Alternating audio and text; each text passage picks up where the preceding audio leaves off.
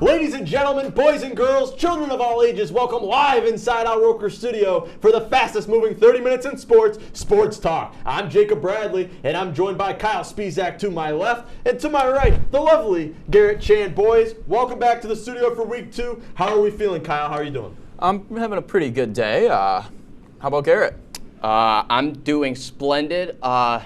Episode number 2 is going to be a dandy. Hopefully it's a lot better than episode 1, and you know what? You can only go up from here. I agree. Sky's the limit. Yeah, I agree. I mean, it's nice that we're back here for week 2. I mean, you say you're only as good as your second show, so now we're back. We didn't get canceled week 1. We're back here for week 2. Who's ready to get started? I am. I'm ready to get it rolling. All right, well, without further ado, let me swing it on over to Garrett, who will update you on where things currently stand in the MLB postseason. Garrett, the floor is yours. Thank you, Jacob.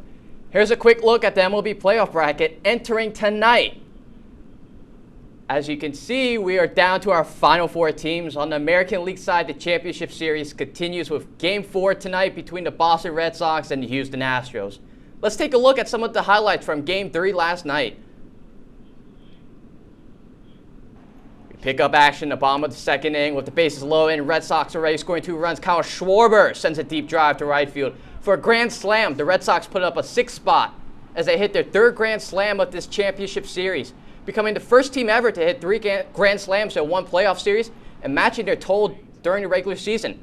Bottom of the 3rd inning, with a runner on first, Christian Arroyo hits a 2-run home run that clears the Green Monster and extends the Red Sox lead to 9-0. During the top of the 4th inning, as you see the Red Sox celebrating, look at Christian Arroyo. Kyle Tucker, 3-run home run to right field off Eduardo Rodriguez that puts the Astros on the board as they try to fight their way back into the game. However, in the bottom of the 6th inning, JD Martinez puts this game out of reach with a 2-run home run off Phil Maton to extend their lead 11-3. Look at that Boston ritual. Devers will also hit a home run over the Green Monster, and this home run ties the MLB postseason record for most home runs hit during the first 8 games of a postseason run with 20. Look at those Red Sox fans enjoying themselves. Top of the 9th inning with the Astros down to their final out. Carlos Correa shoots a liner to right field that's caught by his sliding right fielder Hunter Renfroe. The Red Sox rout the Astros 12-3 and look to build on their offensive surge with Game 4 currently underway from Fenway. In the National League Championship Series, the Atlanta Braves established a 2-0 lead over the weekend thanks to 2 walk-off wins. The series moves west to LA with the Dodgers looking to fight right back into the series. In fact, Game 3 has just wrapped up with the Dodgers coming back to win 6-5. This was their first postseason win coming back from 3 runs or more after the 7th inning. Guys, we are seeing 2 different tales in these championship series. As John Smoltz beautifully said during the Red Sox-Astros game last night, the American League has been all about offense and home runs, while in the National League, it's been good pitching and clutch hitting. Guys, what are your thoughts? I mean, you said it as best as anybody can. It really has been a tale of 2 different series we're seeing. In the Red Sox-Astros series, we saw the Astros kind of give it to the Red Sox in week 1. In Game 1. Now we're seeing the Red Sox retaliate. They're hitting home runs, 3 grand slams. I mean, they tied their season total. It's incredible. I can't. As a Red Sox fan, I'm ecstatic. Yeah, even going back to previous series, you see, like the Astros and the White Sox series, the Astros were putting up big numbers each game. They won 12-6 at one point. They won 9-6 one game. AL is a very big power hitting conference, and the NL, on the other hand, is the complete opposite. It's a very pitching dominant league. You got like Max Scherzer for the Dodgers. You got Clayton Kershaw, and I just don't think the NL bats can keep up with it. That's why the games are so close, and both of the games between the Dodgers and Braves have been within 1 run. Yeah, it's going to be interesting to see what happens when the 2 teams meet in the World Series, whether it's going to be the hitting or the pitching that's going to take over. Absolutely. In other news around Major League Baseball, the St. Louis Cardinals fired manager Mike Shildt last Thursday over philosophical differences between him and the front office. This move was certainly a surprise, considering Shildt had led this team to win 17 consecutive games, a franchise record, and helped secure the final wildcard spot before losing to the Dodgers.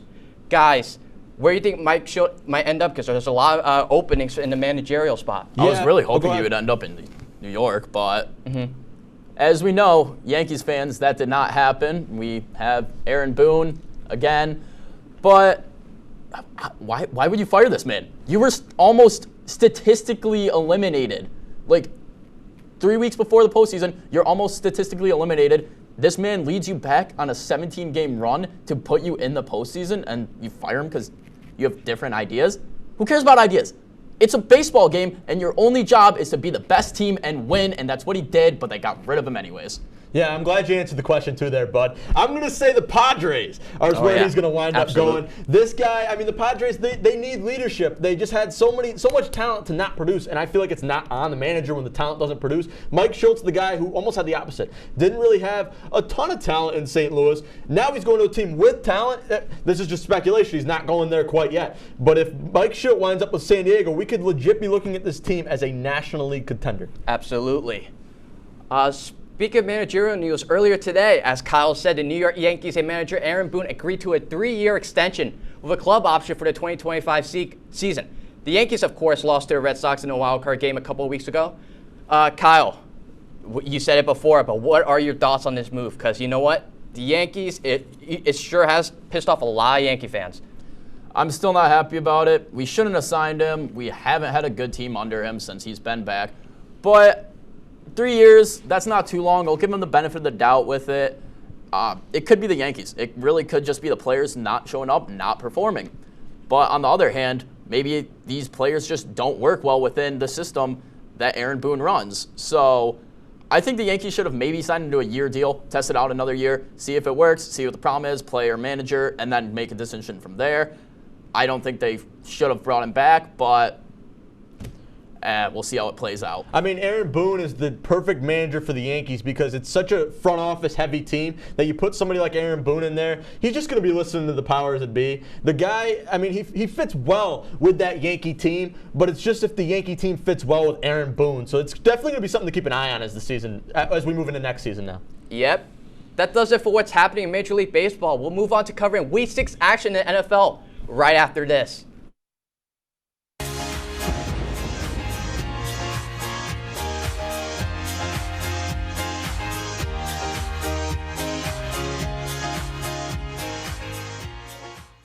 One in 3 adults has pre-diabetes. That means it could be you, your favorite brother, your other brother, you, your football buddy, your football buddy, you, your plumber. Breathe right into your foot. Your plumber's masseuse. Yes.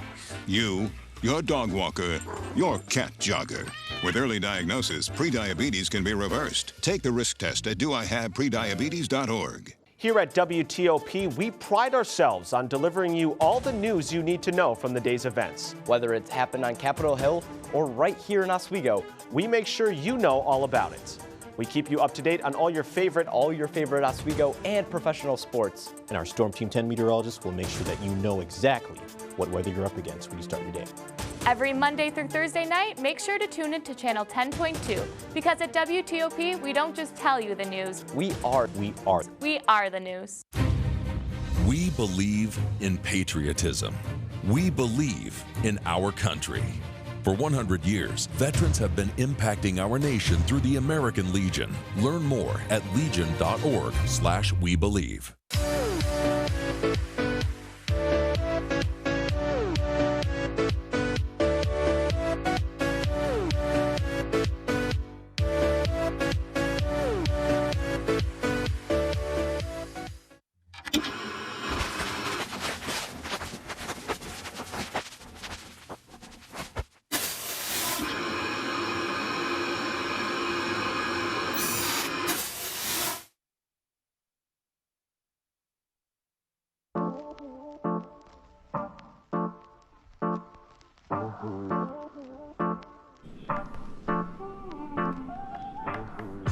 Welcome back to Sports Talk inside the beautiful WTOP studio. So we're going to move on from the MLB, where we'll now head over to the NFL, where there was plenty of action during Week 6. Before we dive into last night's game with the Bills, I got to ask you, were there any games that you guys were watching this past weekend that you had your eyes on?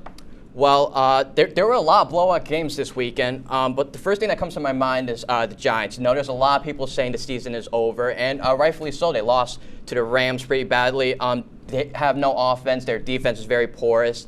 So it's going to be interesting. They have a tough stretch coming up. Will the Giants be able to bounce back? Because it doesn't look like it so far. Yeah, Kyle, about you? I was watching the Patriots-Dallas game, and one thing I took from it is Dak Prescott, not only did he come back firing from his injury, I think he came back better than he was before his injury. Yeah. He threw 440 against the Patriots, but on the other end of the ball, Mac Jones looked very well, especially for a young rookie. Mac Jones looked like a very comfortable quarterback. He was making veteran plays, veteran throws, ended up throwing for 225, 2 touchdowns, and he's really, I believe he's the best rookie. He's shown the most progression, and he's shown that he can hold his own in the league the most out of the other rookie quarterbacks. Mac Jones has been just so good for the Patriots. It almost is just a testament to what Bill Belichick can do with quarterbacks. But we'll save that for a conversation for another time, because last night the Tennessee Titans held on for a big 34-31 win over those Buffalo Bills. Derrick Henry, he owned the Bills last night. He led the charge, rushing for 143 yards, racking up 3 touchdowns. Kyle, I start with you. What were your big takeaways from this game? Derrick Henry owns the Bills. It almost is like he owns every team in the NFL. Well, it's Derrick Henry. You can't stop him. How do you stop the man? Look at him. He's a tank. Right. He's fast. He has the strength and the size. How are you supposed to take down a running back like that? Yeah. But, I mean, getting off of Derrick Henry, Josh Allen had a great game. Unfortunately, he just wasn't able to tough it out at the end with them falling short on 4th and 1. Great game, though. Tennessee had a great game. A.J. Brown had no receptions leading up to the second half. He had 9 receptions in the second half. 2-minute drill, let him down, helped them win the game down there at the end. Yeah. And Julio Jones had an amazing toe tap catch. Oh, no, it was awesome. Oh, yeah, I was about to talk about that. You know, we didn't get a chance to get down, have it here, but that replay was absolutely insane. It went off a Bills defender helmet, and then it went for 5-10 yards. The ball kept traveling, and then Julio Jones made a toe tap catch. It would have been a play of the year if it counted. If it counted, yeah. Unfortunately, it didn't. We're going to move on now. Coming up this Thursday, it's the battle of the 500 teams. Who doesn't want to see a couple 3-3 teams duke it out? The Cleveland Browns, they're hosting Teddy Bridge and the Denver Broncos. Guys, what players specifically are you going to be watching from this game? Garrett, I'm going to start with you. Yeah, I mean, we got to look at the quarterbacks. I mean, Baker Mayfield, you know, there's a lot of doubt surrounding this guy, even though he has OBJ, he has Jarvis Landry. You gotta consider, is he able to take that team to the next level? That's what we're wondering. They should not be 3-3. They're just too talented.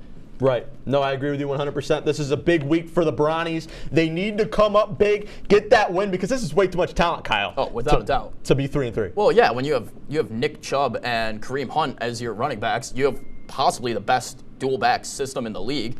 And when it comes to what player I want to watch in this game, it's what player may not be there in Baker Mayfield, as it has been released that the decision whether he plays on Thursday night or not is up to him.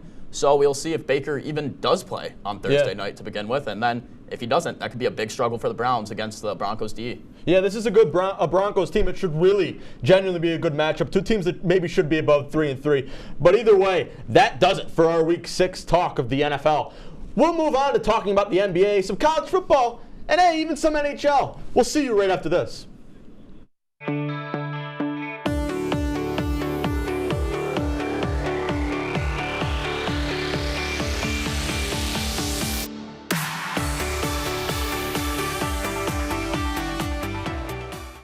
Each year, there are more than a dozen significant tropical and winter storms that threaten the East Coast. So chances are there will be more hurricanes and blizzards near here again. And between school, sports, and social lives, chances are you won't be with your kids when it happens. Will they know what to do?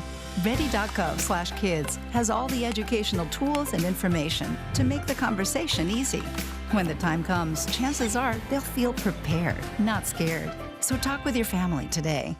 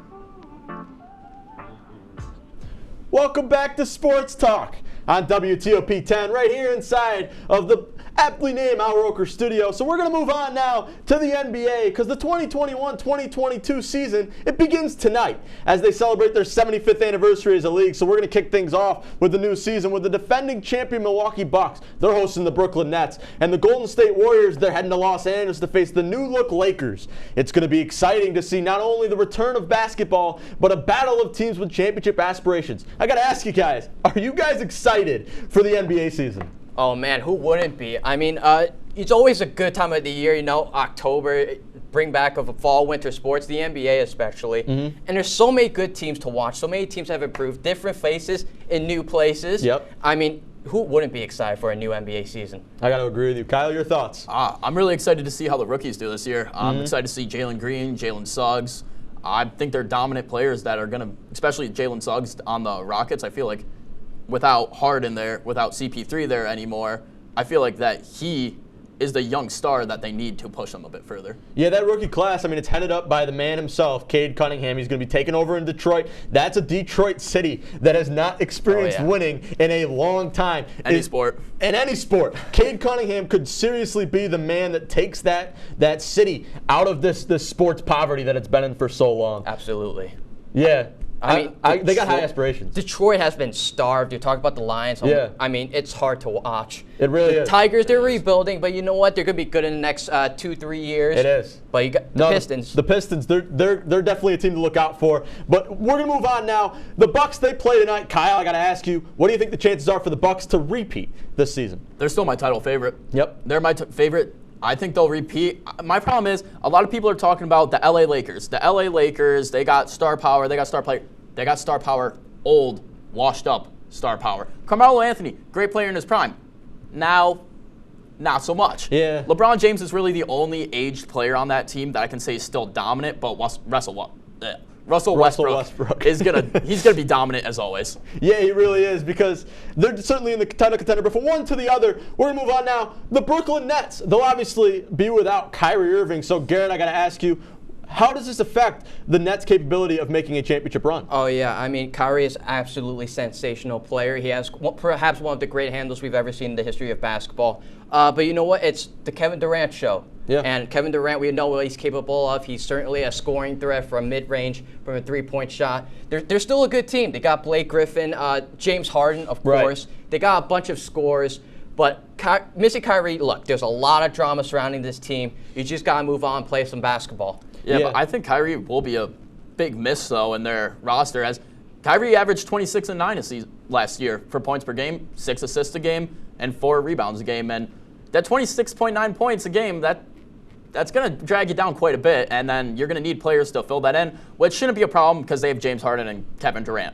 They should not have any problem with filling in those missed points from Kyrie, but still a big miss, especially being able to space the court better and taking attention off of Harden and Durant. Yeah, it's going to be interesting because we didn't get to see that three-man group really play much last year. But before we get into the final part of our show, let's move it on to everybody's favorite segment, Kicking It with Kyle. Kicking it. Go ahead. Okay. I said it. Kicking it. And I hear there are a few things you want to talk about in the world of college football. Of course. Indeed I do. This weekend, 2 big matchups will get started in Athens, Georgia, where number 1 Georgia hosted number 11 Kentucky, and Georgia once again shows why they're the best team in the nation, allowing only 13 points this game. And this is the most points any team has scored up against Georgia at this point. Georgia gave up 33 points in their first 6 games leading up to this game. 33 points through 6 games. Yeah. Why is this team so dominant? I think I really have no answers. I mean, this team, they've just played a different level of defense this year. They got the clamps on. Defense wins championships, and you know what? This team could go far. Yeah, I agree. Without a doubt. Moving on to Texas versus Oklahoma State, and boy, was this game a roller coaster. With 4:37 left in the fourth quarter, the Cowboys take a lead on the field goal. Texas then gets stopped on 4th, and here comes the Cowboys scoring again as Spencer Sanders takes in the 10-yard run to put the Oklahoma State Cowboys up, securing the 32-24 win. Moving on, finally, let's pass it over to the crazy night in the NHL where the New York Rangers ended it in overtime after Artemi Panarin puts this one top shelf. Plenty of scoring chances in both games, as Austin Matthews missed 6 shots in this game, but Panarin tops it off. And don't go yet. On the other side of the break, we'll have some hot debates. Maybe, maybe not. We'll see how it goes. Catch us after the break.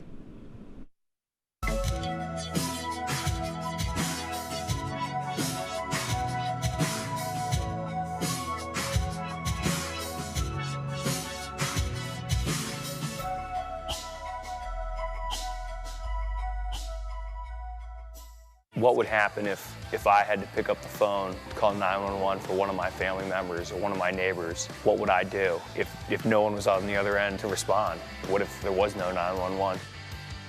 So you can be a part of the solution. Anybody can be a firefighter. Male, female, younger, older. We have school teachers. We have leaders in business. Is me, you, anyone that wants to be. There is no typical firefighter. Here at WTOP, we pride ourselves on delivering you all the news you need to know from the day's events. Whether it's happened on Capitol Hill or right here in Oswego, we make sure you know all about it. We keep you up to date on all your favorite Oswego and professional sports. And our Storm Team 10 meteorologists will make sure that you know exactly what weather you're up against when you start your day. Every Monday through Thursday night, make sure to tune in to Channel 10.2 because at WTOP, we don't just tell you the news. We are the news. My mother was always very familiar with her neighborhood, but one day she stopped at the stop sign for much longer than usual. And she didn't know whether she should go forward or turn, and she wasn't even really sure where she was at. It was very unsettling for her. I felt so much better after my son told me, Mom, I don't want you to worry or be afraid. I'll be there for you and we'll figure it out. Opioid dependence can happen after just 5 days. Know the truth, spread the truth.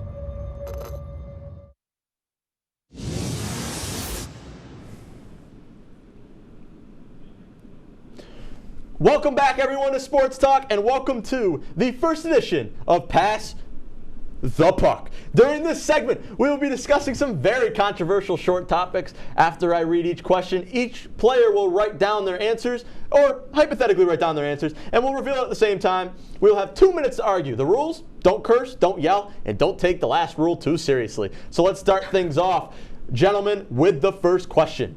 Who is the greatest basketball player of all time, Michael Jordan or LeBron James? The highest, so Kyle doesn't see. I probably knows the answer, but we all I don't know. even need to write it down. I'm already in. I'm Go locked. on. Oh, okay. I'm locked. Jordan. MJ. Significantly better. MJ is the best. He averaged more points per game through his career. He averaged more steals a game through his career. I'm sorry. Does LeBron have a defensive player of the year title? Does he? No. You know who does? Michael Jordan. You know who was 6-0 in the finals? Michael Jordan. You know who has more all defenses? Michael Jordan. You know who has more scoring titles? Michael Jordan. How dare you disrespect LeGoat James comes in night out. I mean, Mickey Mouse ring. What are you talking Mickey Mouse about? ring. Talk. Oh my gosh. Talk for a gosh. minute. Let Garrett talk. Mickey Mouse ring. Okay. There's a lot of people I can say that have Mickey Mouse rings, but LeGoat is not one of them. From a career standpoint, longevity is so important. LeBron right now is entering his 19th season. Jordan only played 50 seasons, albeit he did play baseball, but 19 to 15. I'll take a person who played 19 seasons and continues to put up numbers at a high level. He averages 27, 7, and 7 with a 50% field goal percentage. I mean, that's someone that comes in, night out, and puts up numbers and helps you win. And he certainly has all the intangibles. You know, he's a great leader, great facilitator, certainly gets the team involved. Jordan, you know what? Final seconds, you need someone to shoot the ball and make a clutch shot. He could certainly do that. But you know what? LeBron trusts his teammates, and that's something, the intangibles. You can't just talk about the championships. You got to talk about everything else, the leadership he brings to a team. Leadership? You're going to talk about leadership and say LeBron's better than... All right. Well, whoa. Okay. Relax now. Okay. So I said we couldn't yell, but let's relax. Moving on now to question number 2. What team has the most annoying fan base? Kyle, you want to start? New York Jets. Ooh, that's going to hurt some people in the back, I think. Yeah, I don't know. That's a new one. I got to say the Jets just because they suck so bad every year, and their fans still every year are like, it's our year. We're going to be great. No, you're not. Have you ever? Have you ever been great? When was the last time the Jets were good? Not when I was alive. Mark Sanchez. Sanchez. The Sanchez. Yeah, the highlight of the New York Jets in the last 10 years was Mark Sanchez's butt fumble. I want to cut you off and just let the people know at home a little bit into me. I unironically have a Mark Sanchez signed jersey framed, hanged in my room. I'll take a picture. I'll bring it to the show this week. But Garrett, I want to hear your thoughts on this. Most insufferable I can't bear to listen to. I mean, every time I see a Yankees guy, I mean, Kyle, come on. You've been saying you want 28. It's been 12 years. Come on. Who's the last New York baseball team to make it to the World Series? Oh wait, that's the New York Mets in 2015. I'm sorry. I can't count my 27 rings. Oh yeah, but 27 rings, but at least 70% of them came before a lot of the teams ever existed. 5 of course, Derek Jeter had 5. Okay, Derek Jeter had 5, but let's face it, Derek Jeter had 5. The Yankees come in with every season with high expectations. You know what? We're gonna win. Next thing you know, they get on a 12-game losing streak. Next thing you know, this season they win 13 games. All of a sudden they think they're back. Then all of a sudden they fail these expectations, and everyone's mad that Aaron Boone failed the team. But you guys gotta realize, players gotta step up too. You can't just be blaming the manager. It seems like every time the Yankees failed, a franchise that's been known for succeeding, but you haven't made the World Series in like 12 years, and then you're going to blame it on Aaron Boone. Plus, you're going to give Garrett Cole, who couldn't freaking make a pass out of the third inning, $324 million. I'm going to make a wanted sign. Garrett Cole is accused of robbery. It's fair. Well, you also got to figure, Yankees never won in the 80s. They never won a series in the 80s and in the 90s and 2005. All right. The Mets did win in 86. The Mets did win in 86. Final question, gentlemen. Should players that use steroids and PEDs be inducted into the Professional Baseball Hall of Fame? No. Why would they? So you're telling me you could put Barry Bonds, who was juiced up. Yeah, his home runs were fun to watch. Yeah, he hit a lot of home runs and it was fun to watch. But he was juiced the entire time. That's not natural. But so you can have, people are going to argue to put him in the Hall of Fame. But Pete Rose, who was the greatest hitter of all time, is banned from the Hall of Fame because of his manager antics. Not even when he was a player. They're banning his player statistics for something he did after he retired as a player and was a manager. So you can keep him out, but somebody whose choices affected their play, you can keep them in. I'm going to cut you off. Garrett, I just want to hear your final thoughts. I mean, obviously they do. I mean, you can't just say, just because Barry Bonds hit so many home runs, you got to consider other factors, man. You know what? Steroids brought baseball back to life. I had a speech about this. You guys know in my Com 210 class, I talked about it. Oh, we all were there. Oh, yeah, you guys were all there. But steroids should be legalized. They saved baseball. You know what? You got to credit these guys because you know what? Even without the steroids, they still put up great offensive numbers. Look at the 80s and 90s. Offense was at an all-time high. Yeah, because they were juiced up. Certainly they were juiced up, but you know what? You got to embrace it. But all these old-timers are, you know what? They're voting, and I understand. Man. I get what you're saying. I got to wrap it up, guys. I got to wrap it up. Hopefully, we've all cooled down in a little bit. Well, we hope so. That does it for this week's episode of Sports Talk. For myself, for Kyle Spizak, for Garrett Chan, for our director back there, for everybody that's here tonight and the entire crew in the WTOP studio, I've been Jacob Bradley. I'm saying see you next week. I'm also saying let's bring back the XFL. Hashtag bring back XFL 2001. Enjoy the rest of your night. We'll see you next week.